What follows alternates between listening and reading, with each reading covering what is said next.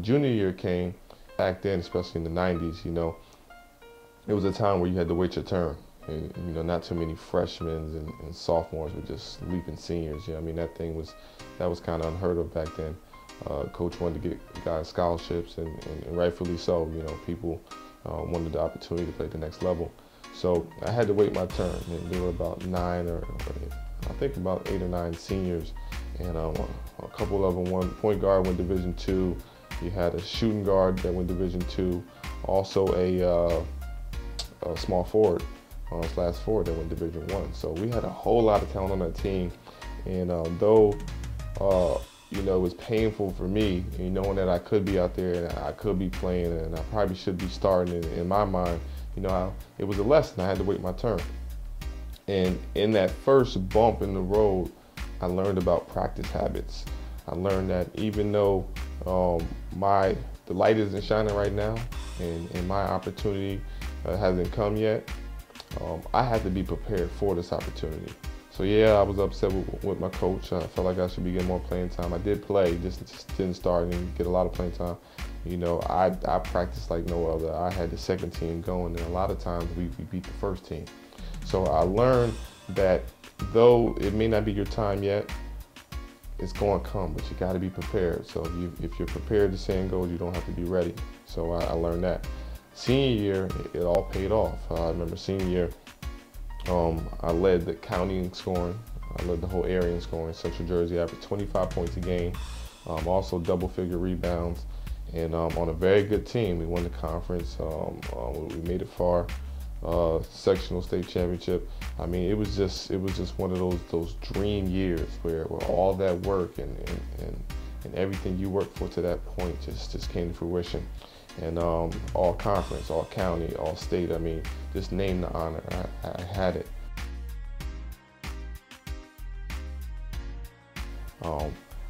After that year, though, there was another bump in the road. So after my senior year, I have all these offers, Division I offers to go here and there, and I ended up going out to play a pickup game, and I ended up twisting my ankle. I thought it was a twist, but it actually was a cracked bone. So I ended up cracking my ankle. It was at that point that I thought I saw my dream slipping away. I didn't know at that time, but I just had to let it heal, and that's what the doctor said. He said, it's on you if you want to play on it, but he said it's going to take a while for this thing to heal. So I ended up signing at the University of Buffalo freshman year, being that my ankle still wasn't healed, because whenever you have an injury in one ankle, you overcompensate for the other one, and you end up twisting both. So I was twisting my ankle left and right, and I really wasn't getting the strength and the exercise to even know what to do. I was just playing. Freshman year, I struggled a little bit as it pertained to that. Defensively, I really couldn't slide. I couldn't get in the positions I wanted to be. My mind would say one thing, but my body would do another thing. And consequently, I didn't get as much playing time as I wanted. But that being said, I still had the scoring mentality, and I think I had the high for the year. I remember one cold night in Buffalo, we were playing a conference game against Central Michigan, and I came in the game off the bench, scored 12 points in about 5 minutes, ended up with a high of 26. And it just cemented, I knew that mentally that there was something going on. And because of this bump in the road, it really turned on that the game was 80% mental and 20% physical. Because at this point, I had lost my ability to dunk. I can barely dunk. So everything I did was under the rim. I'm talking about I had to come around screens, I had to look for open opportunities. Obviously, I had to have a quick release, and all the things I learned from just my personal training and just coming up. I just had to use everything, but it made me a better basketball. So that freshman year bump in the road just helped me, and the light just turned on as into what I need to be doing. And studying film and getting to the next level. So after Buffalo, it was just too much snow for me, and I had to go south. So I ended up accepting another offer from the University of North Florida, and everything went great. They had a great physical therapy program down there, and I started to get my athleticism back. I'm playing and I just played at a high level. But it was because of that bump in the road at Buffalo and battling through that ankle injury that I got so much better. You know, I wasn't just that high flying athlete anymore. I was a guy that was getting his athleticism back and also able to score a variety of ways. You know, I can go, you know, if you gave me 2 dribbles, I can score from anywhere. So I ended up being all-time leading scorer at the University of North Florida.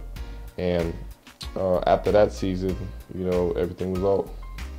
And after my senior year, I had the honor and the privilege of getting called up by the Orlando Magic. They heard about me and they wanted to see me in person in a pre-draft workout.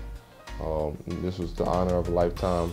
Obviously, everybody grows up just wanting to make it to the NBA, and I actually had the director of player personnel, you know, call for me. So it was a great experience. I got to meet, you know, the staff, Orlando Magic, also Amari Stoudemire. That was his first workout because he was a Florida kid and in the area. He ended up going to Phoenix, get drafted by Phoenix, but that was his first NBA workout, if I'm not mistaken. And that experience, being that I knew in my mind I couldn't go anymore, that experience marked the pinnacle of my career. And I was just at a point in my life where I said, okay, I can no longer play. I mean, I can barely get through my senior year as far as my ankles go. At that point in time, I sprained them both probably over 60 times. I mean, it was ridiculous. But I had all this information and knowledge. So the next thing to do was it was a natural progression to coach. So I decided to coach locally. I actually started coaching in college, University of North Florida. I also was head coach. I went down to Nice High School where Tim Tebow played, head basketball coach there. And ever since then, I've been coaching, training kids, and then also providing online content for kids out there that I can't see in person, you know, that I need to get this information to. So that's the gist of the story. It's those bumps in the roads that allowed me to become an 80-20 scorer and to know that the game is more mental than physical. So if you can grasp that and you can do some of the things that I'm trying to teach you, man, it's just going to take you to another place. I mean, you know, my cousin used to always say, man, why you always smiling when you're playing, man? You smile too much. It's because I knew something that the other guys didn't know, you know, and because of that knowledge, I was able to score anytime I wanted to. So those are the setbacks that end up being setups, and these are lessons that I'll never forget. So as you can see, things weren't always great. It ended great, and yes, I was successful in the game of basketball, but I had to get through adversity, but more importantly, I had to learn from adversity. So this is just a couple of things that I want to teach you personally. I want to be your personal trainer. Go ahead and hit that order button. I can't wait to hear your feedback. So after you finish the video series, go ahead and send me an email or a tweet, or you can hit me up on Facebook as well. Now, one more thing before we go, I'm throwing in a bonus, and that bonus is my book, Everyone Hates the Ball Hog, but They All Love a Score. This is a book that's been received by college coaches, high school coaches, players, I mean, all around the world. People just saying, coaches, thank you for writing this book. It helped me see the basketball in a different light. And what I want you to do is, some of you have read it already, but those of you who haven't read it already, I'm going to throw in the ebook. I want you to read that first. So before you watch the video series, I know you're pumped up, I know you're excited, but go ahead and read that book. Everyone Hates the Ball Hog, but They All Love a Score. I'm going to walk you through the different, I'm going to tweak a couple things in your mind that's going to turn on that scoring machine in you. And once you have that, everything will be much clearer. So I want to thank you for stopping by again. So go ahead and hit that order button. I look forward to hearing your testimonials. And as always, the formula remains the same. God first, work hard. See you at the top.